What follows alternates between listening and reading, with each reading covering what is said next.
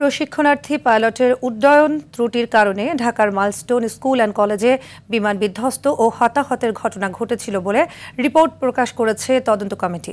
দুপুরে বিমান দুর্ঘটনায় তদন্তে গঠিত কমিটি প্রধান উপদেষ্টা মোহাম্মদ ইউনূসের কাছে এ বিষয়ে প্রতিবেদন জমা দিয়েছেন। ফরেন সার্ভিস একাডেমিতে সংবাদ সম্মেলনে এ তথ্য জানান প্রধান উপদেষ্টার প্রেস সচিব শফিকুল আলম। প্রেস সচিব বলেন, দুর্ঘটনার মূল কারণ ছিল পাইলটের উড্ডয়নের ত্রুটি। ট্রেনিংয়ের সময় যখন ফ্লাই করেছিলেন পরিস্থিতি তার আয়ত্তের বাইরে চলে যায়। প্রতিবেদনের প্রধান সুপারিশ হল জননিরাপত্তার স্বার্থে এখন থেকে এয়ারফোর্সের সব প্রাথমিক ট্রেনিং ঢাকার বাইরে পরিচালিত হবে। প্রতিবেদনের বলা হয়েছে যে পাইলটের উড্ডয়নের ত্রুটির জন্য এই দুর্ঘটনা ঘটেছে।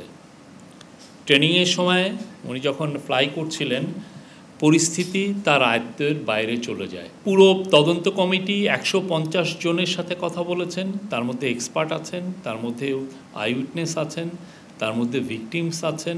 168টা তথ্য উদ্ঘাটন করেছেন এবং তার মধ্যে তারা 33টা রিকমেন্ডেশন করেছেন।